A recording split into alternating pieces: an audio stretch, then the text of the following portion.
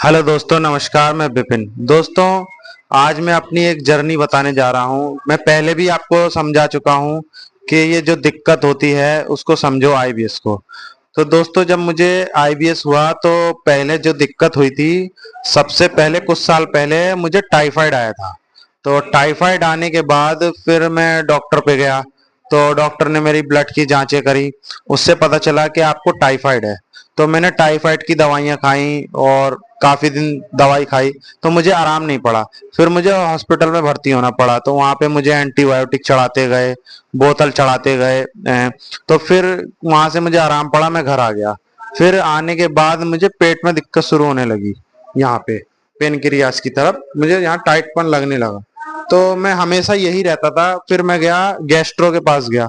तो मैं गैस्ट्रो के पास जाने के बाद उन्होंने मेरी जांच करी, अल्ट्रासाउंड करा। तो बोले कि भाई तुम्हारा लीवर फैटी आ गया है। तो कह रहे कोई नॉर्मल बात है, ये कोई ज्यादा बड़ी बात नहीं है, दवाई दे देते हैं। तो उन्होंने मुझे दवाई दी फैटी लीवर की। मैं खाता रहा कुछ दिन, आराम रहा। मुझे गैस भी बन रही थी, तो उसमें भी आराम पड़ गया, मैंने दवाई छोड़ दी। फिर 2-3 दिन बाद फिर दिक्कत वहीं के वहीं। मेरे समझ में नहीं आया, मैंने कि क्या हो रहा है मुझे। फिर मैं गया गेस्टो के पास। तो मैंने बोला कि सर, मुझे दिक्कत वहीं हो रही है और दिक्कत खत्म ही नहीं हो रही है। तो फिर उन्होंने मुझसे बोला कि आपको जांचें करानी पड़ेंगी, कोलोनोस्कोपी, एंडोस्कोपी, ब्लड की जांचें करानी पड़ेगी। तो मैंने ठीक है, करा लेता हूँ। तो मैंने जांचें कराई। वो जांचें कराने के बाद वो सब जांचें नॉर्मल आई। फिर डॉक्टर मैंने दिखाई, वो उन्होंने जांचें उन्हीं के पास गई तो उन्होंने देखा। तो वो भी समझ नहीं पाए कि तुम्हारी जांचें तो नॉर्मल हैं, कोई दिक्कत नहीं है, हल्की फुल्की होगी। तो उन्होंने दवाई दे दी। तो मैं दवाई खाता रहा, मुझे आराम नहीं मिला।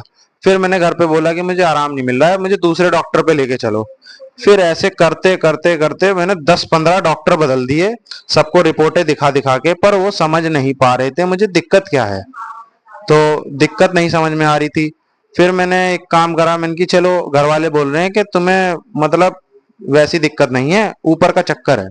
फिर मेरे घर वाले मुझे ले गए बाबा के पास, तो वहां दिखाया। तो एक बाबा ने बोला कि तुम्हारे पर 2-3 हवाएं चिपक गई हैं, भूत चिपक गए हैं, ये सब बोलने लगे। मैं चलो ठीक है, इनका भी इलाज कर लेता हूँ। मैंने कराया। फिर वो वहां पे भी दिक्कत खत्म नहीं हुई। फिर वो दूसरे जगह पे ले गए बाबा पे।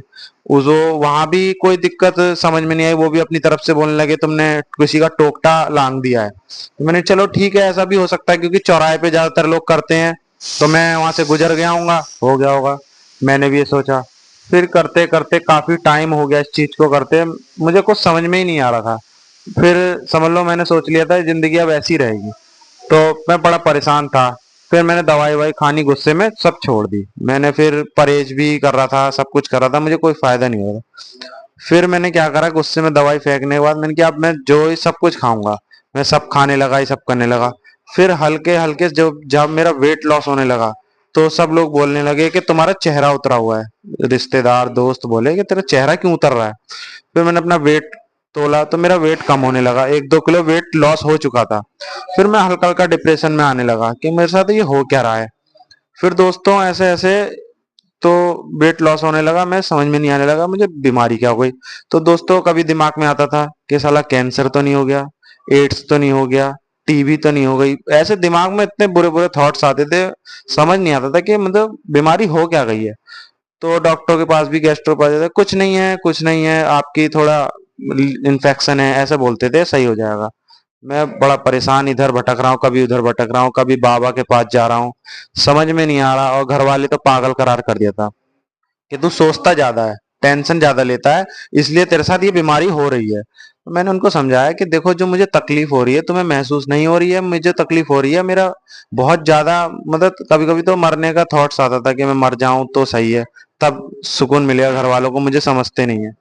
फिर ऐसे करते करते मैं दिल्ली में एम्स तक चला गया, एम्स के हॉस्पिटल। मैंने वहां सिटी स्कैन कराया, क्योंकि उन्होंने सारी जांचें देखी मेरी नॉर्मल। तो उन्होंने बोला कि आप एक रास्ता यही है कि आपका सिटी स्कैन होगा, उसमें पता चलेगा क्या दिक्कत है। तो वहां भी सिटी स्कैन कराने के बाद जब रिपोर्ट आई तो वो भी चौंक गए कि ये भी नॉर्मल है आपकी। फिर ऐसे करते करते मैं दवाई भी खाई थोड़ी बहुत वहां पे भी, मैं अपने घर आ गया। थोड़ा बहुत आराम भी लगा मुझे, ऐसे नहीं आराम मिला। फिर मैं घर आ गया। फिर मैंने क्या करा, फिर मैंने यूट्यूब को सर्च करने लगा।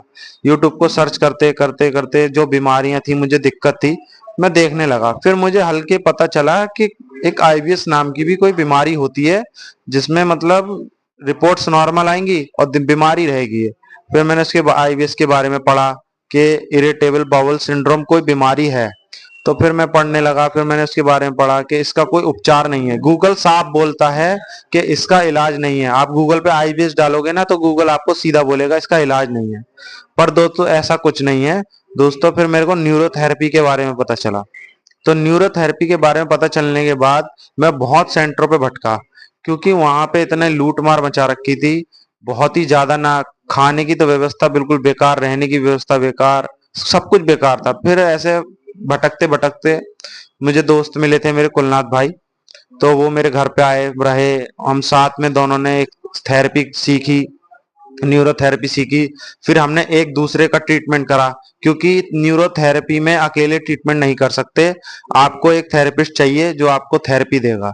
तो दोस्तों हम दोनों ने इस चीज को नॉलेज लिया, फिर हमने इसकी पढ़ाई करी, फिर हमने इसको समझा कैसे होता है, फिर हम दोनों ने एक दूसरे को थेरेपी दी। थेरेपी देने के बाद दोस्तों आज मैं ऐसा बैठा हूँ बिल्कुल सही सलामत। और दोस्तों कुलनाथ भाई भी अपने घर पे हैं बिल्कुल सही सलामत। दोस्तों ऐसा नहीं है, ये सही नहीं हो सकती, गूगल झूठ बोलता है, ये बीमारी हराई हराई जा सकती है। सही हो सकते हैं इससे, ऐसा कुछ नहीं है, सही नहीं हो सकते। तो दोस्तों इस जो जो मैंने लक्षण बताए ना, इसको थोड़ा समझो और इसको ये समझो कि ये बीमारी है क्या। क्योंकि कुछ साल ऐसे बीत जाते हैं भटकते भटकते कि ये बीमारी पता नहीं चलती है।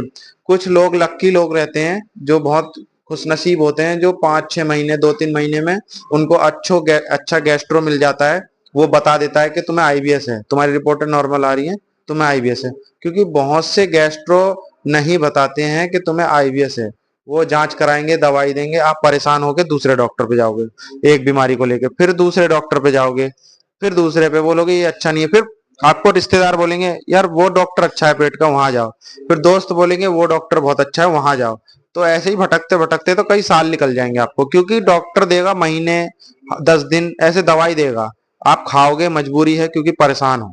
तो दोस्तों इस चीज को समझो, इस बीमारी को, ये है क्या। दोस्तों मेरा वजन भी बहुत कम हो गया था, सूख कर बिल्कुल कांटा हो गया था मैं, बहुत ही 48 किलो वजन बचा था।